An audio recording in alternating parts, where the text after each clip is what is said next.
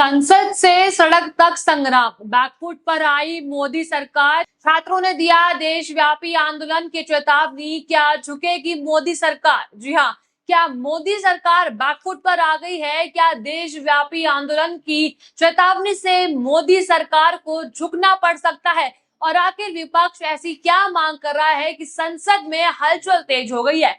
आज की इस रिपोर्ट में मैं आपको पूरे घटनाक्रम को समझाऊंगी कि विपक्ष के आरोप क्या है, सरकार का पक्ष क्या है, सरकार को बैकफुट में आना क्यों पड़ा, और ये भी जानेंगे कि आखिर इस पूरे विवाद का राजनीतिक असर कितना बड़ा हो सकता है। तो वीडियो को अंत तक जरूर देखिएगा।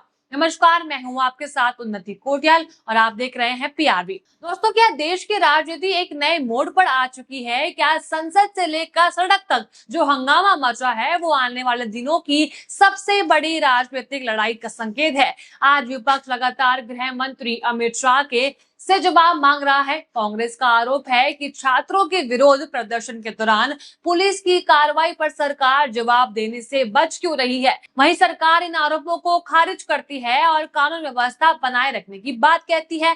सबसे ज्यादा चर्चा जिस मुद्दे की हो रही है वो है संसद में विपक्ष के विरोध, छात्रों के प्रदर्शन और एक नई कथित पत्थरों से भरे ट्रक को लेकर लगाए गए आरोप। कांग्रेस का दावा है कि इस पूरे मामले की निष्पक्ष जांच होनी चाहिए। दूसरी ही तरफ सरकार का कहना है कि विपक्ष बेबुनियाद आरोप लगाकर राजनीतिक माहौल बनाने की कोशिश कर रहा है। देखिए, देश की राजनीति इस समय एक बार फिर गर्म हो चुकी है। संसद के अंदर और बाहर दोनों जगह तीखी बहस देखने को मिल रही है। विपक्ष लगातार सरकार को घेर रहा है और कई गंभीर सवाल उठा रहा है। विपक्ष का कहना है कि छात्रों के प्रदर्शन के दौरान पुलिस की कार्रवाई पर सरकार को जवाब देना ही होगा। कांग्रेस सहित कई विपक्षी दलों का आरोप है कि प्रदर्शनकारियों के साथ जरूरत से ज्यादा सख्ती बरती गई है। इसी मुद्दे को लेकर संसद में भी लगातार विरोध दर्ज कराया जा रहा है। राहुल गांधी ने अपने प्रेस कॉन्फ्रेंस में भी अमित शाह को घेरा और आप खुद सुनिए कि उन्होंने क्या कुछ कहा। 25 तारीख को मैंने ये चिट्ठी लिखी, होम मिनिस्टर को लिखी है। 2 सवाल पूछे। पहला सवाल, एज होम मिनिस्टर आपने लीथर फोर्स पैलेट गन्स का अप्रूवल दिया, हां या ना? और दूसरा सवाल, ये जो प्लेन क्लोज में लोग दिख रहे हैं जो लाठियों से मार रहे हैं लोगों को, युवाओं को, ये हैं कौन, कहां से आए? क्या ये पुलिस वाले हैं या ये कोई और है? सवालों का जवाब नहीं मिला, चिट्ठी का रिप्लाई नहीं आया, चिट्ठी का एक्नॉलेजमेंट भी नहीं हुआ। तो हमारा कहना है कि स्टूडेंट्स को जस्टिस तो मिलेगी, आज नहीं तो कल। सरकार को हमारी एडवाइस है कि आप अमित शाह जी को हटा दीजिए और एक SC monitored independent high part committee से प्रोब कराइए, जो जांच करे किसने ऑर्डर दिया, कैसे हुआ, पैलेट गन का यूज, हमारे ही बच्चों पर पैलेट गन का यूज किसने ऑथराइज किया और क्यों? सुना आपने, वो कहते हैं कि अमित शाह कहां हैं और क्यों नहीं आ रहे हैं संसद, और साथ ही कहते हैं कि छात्रों पर हुए पुलिस बल प्रयोग के लिए सीधे तौर पर सिर्फ और सिर्फ अमित शाह ही जवाबदेही है। अगर हमला उनके आदेश पर हुआ तो ये उनकी जवाबदेही है, और अगर उन्हें खबर तक नहीं थी तो ये उनकी नाकामी है। तो दूसरी ही तरफ सरकार का कहना है कि कानून व्यवस्था बनाए रखना उनकी जिम्मेदारी है और पुलिस ने परिस्थितियों के अनुसार कार्रवाई ही करी है। इसी बीच एक और मुद्दा चर्चा में आ चुका है, जो है कांग्रेस नेताओं ने आरोप लगाया कि प्रदर्शन वाले दिन एक कथित पत्थरों से भरा ट्रक अलग अलग स्थानों पर देखा गया। विपक्ष इस पर सवाल उठा रहा है कि क्या वो ट्रक वहां पर क्यों मौजूद था, उसकी जांच क्यों नहीं हुई। पर लेकिन फिलहाल इन आरोपों की स्वतंत्र पुष्टि सार्वजनिक रूप से नहीं हुई है और संबंधित एजेंसियों का आधिकारिक निष्कर्ष सामने आना अभी भी बाकी है। साथ ही विपक्ष ये भी आरोप लगा रहा है कि सरकार संसद में इन मुद्दों पर खुलकर चर्चा से बच रही है। उनका कहना है कि गृह मंत्री अमित शाह और प्रधानमंत्री मोदी को सदन में आकर जवाब देना चाहिए, ना कि इन सवालों से भागना चाहिए। सरकार की ओर से समय समय पर यह कहा गया है कि विपक्ष तथ्यों से ज्यादा राजनीति कर रहा है और देश के महत्वपूर्ण कामों में बाधा डाल रहा है। लेकिन देखिए, विपक्ष का काम होता है सवाल उठाना और सरकार का काम होता है उन सवालों का जवाब देना। अब हम बात करते हैं छात्रों के आंदोलन की।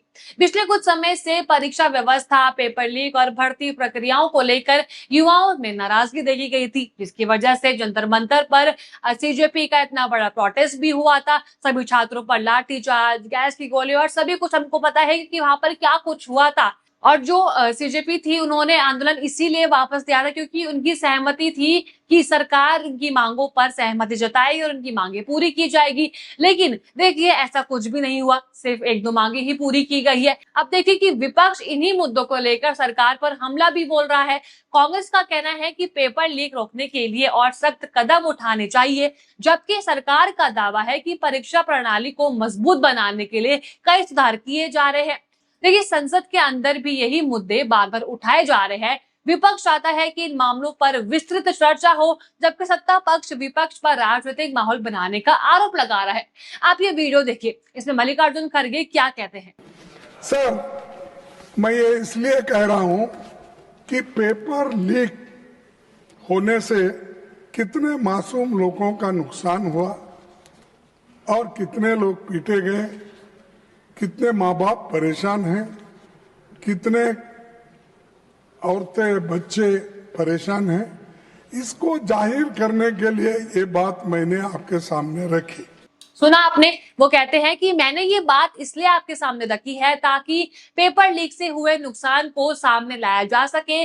पेपर लीक से ना जाने कितने मासूम लोगों का नुकसान हुआ है, कितने लोगों ने अपनी जान भी गंवाई है, कितने लोगों को पीटा गया, कितने माता पिता परेशान है और कितनी महिलाएं व बच्चे आज भी परेशान है। अब इसमें राजनीतिक एक्सपर्ट्स का मानना है कि ये विवाद सिर्फ संसद तक सीमित नहीं रहेगा। अगर छात्रों और युवाओं से जुड़े मुद्दे लगातार चर्चा में बने रहे तो इसका असर आने वाले चुनावों और राजनीतिक माहौल पर भी पड़ सकता है। हालांकि किसी भी लोकतंत्र में आरोप और जवाब दोनों महत्वपूर्ण होते हैं, इसीलिए अंतिम निष्कर्ष जांच अधिकारी दस्तावेजों और न्यायिक प्रक्रिया के आधार पर ही निकालेंगे। फिलहाल इतना तय है कि विपक्ष सरकार पर दबाव बनाए रखने की कोशिश करेगा, जबकि सरकार अपने फैसलों और कार्रवाई का बचाव करती ही रहेगी। अब देखना ये होगा कि आने वाले दिनों में संसद में इस मुद्दे पर क्या नया मोड़ आता है, क्या किसी जांच की मांग आगे बढ़ती है और क्या सरकार इन सवालों का विस्तार से जवाब देती है या यूं ही बचती रहेगी। आपका इस पूरे मामले में क्या कहना है? क्या आपको लगता है कि इस विवाद को और निष्पक्षता के साथ जांच की जानी चाहिए? आपको जो भी लगता है अपनी राय कमेंट बॉक्स जरूर लिखिएगा। और अगर आपको ये वीडियो अच्छी लगी हो तो लाइक करें, शेयर करें और बने रहिए पीआरबी के साथ। धन्यवाद।